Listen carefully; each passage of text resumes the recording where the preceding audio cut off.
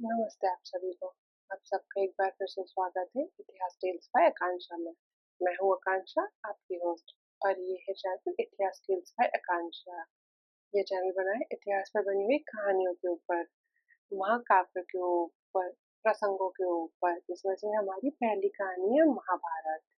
जी हाँ, तो आइए मेरे साथ इस महाभारत की कहानी में आगे बढ़िए। आज हमारा एपिसोड नंबर 16 है। आज हमें जुड़े हुए 16वां दिन हो चुके हैं। आगे बढ़ने से पहले अगर आप मेरे चैनल में न्यू हैं तो लाइक एंड सब्सक्राइब जरूर करिएगा और मेरे चैनल को बहुत प्यार दीजिएगा। और आपका कोई भी सुझाव हो तो प्लीज कमेंट सेक्शन में जरूर बताइएगा। तो चलिए शुरू करते हैं। आगे बढ़ने से पहले हम कहानी के पिछले एपिसोड्स पे एक बार नजर डाल लेते हैं। एक बार उन्हें थोड़ा विस्तार में समझ लेते हैं।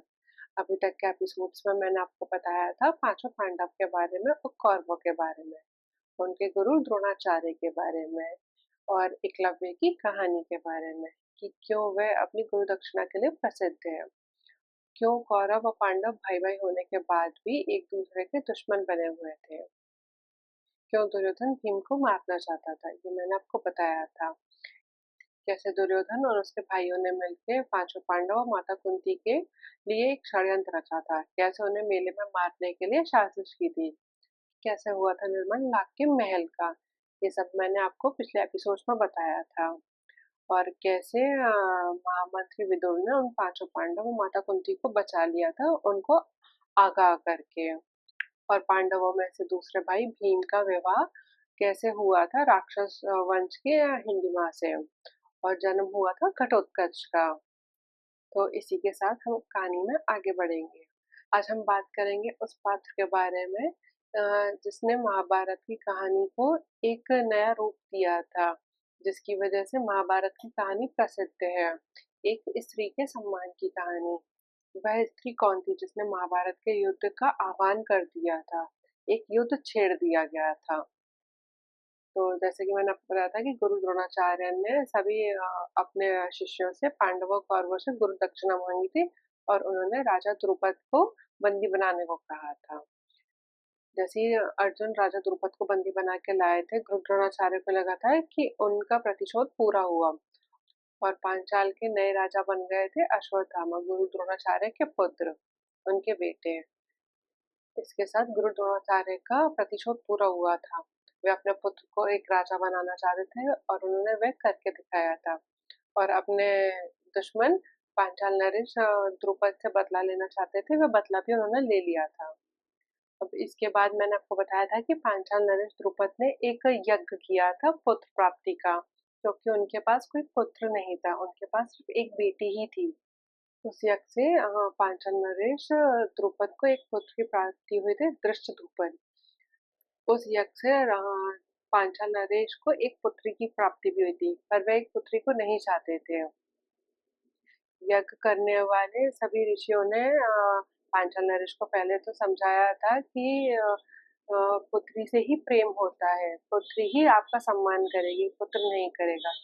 पर राजा द्रुपद इस अहंकार में थे कि उन्हें लगा था कि उनका पुत्र ही उनका प्रतिशोध ले सकता है। उनपे एक पुत्री पहले से ही थी, पर वह अभी तक किसी से भी प्रतिशोध नहीं ले पाई थी।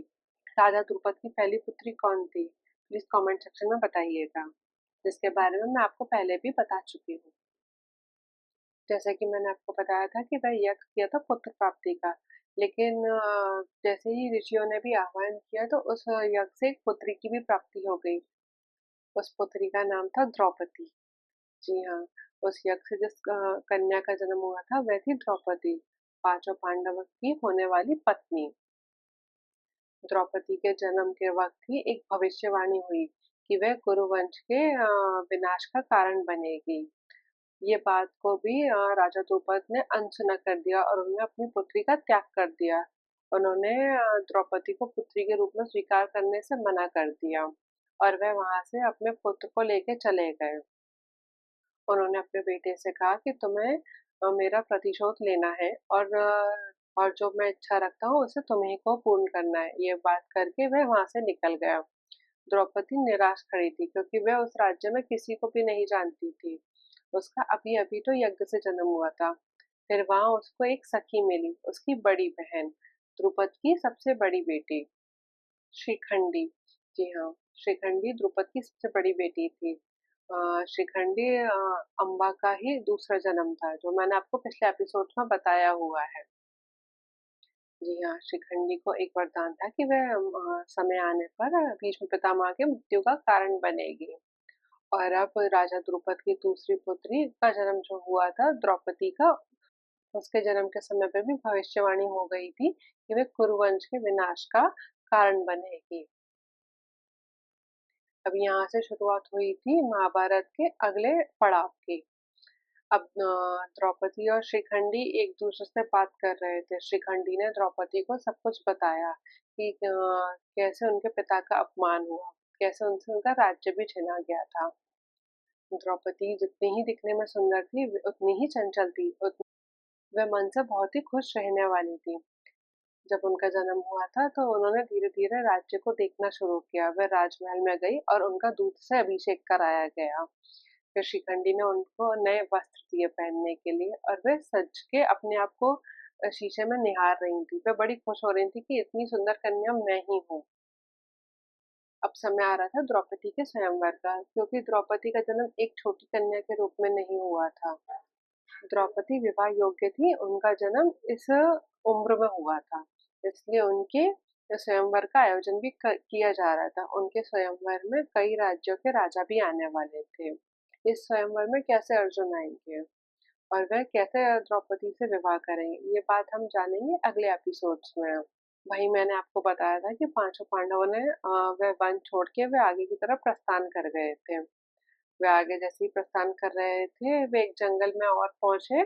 रास्ते में बैठ के वे भोजन कर रहे थे। वहीं कुछ ऋषि भी आ गए। वे ऋषि बहुत भूखे प्यासे थे। सभी पांडवों और माता कुंती ने उन ऋषियों को भी खाना खिलाया। वे पांचों पांडव और माता कुंती खाना खिला के वहां से चले गए थे। वहीं आगमन हो गया था द्रोणाचार्य के पुत्र अश्वत्थामा का। अश्वत्थामा उन ऋषियों से बात कर रहे थे, तो उन ऋषियों ने बताया कि वह अभी 6 लोगों से मिले थे, जिनमें से 5 पुरुष थे और 1 स्त्री थी। तो अश्वत्थामा को लगा कहीं ये पांडव और माता कुंती ही तो नहीं है। उन्हें संदेह हुआ। वे उस जंगल का चप्पा-चप्पा छानने लगे थे। अब कैसे पांचों पांडव और माता कुंती अश्वत्थामा और दुर्योधन की चाल से बच के निकलेंगे, कैसे वे अपना जीवन व्यतीत करेंगे, ये अब हम जानेंगे अगले एपिसोड में। आज के लिए बस इतना ही। अब मैं मिलूंगी आपसे कल नेक्स्ट एपिसोड में। तब तक के लिए आप अपना ध्यान रखिएगा। मैं आकांक्षा आपसे विदा लेती हूँ।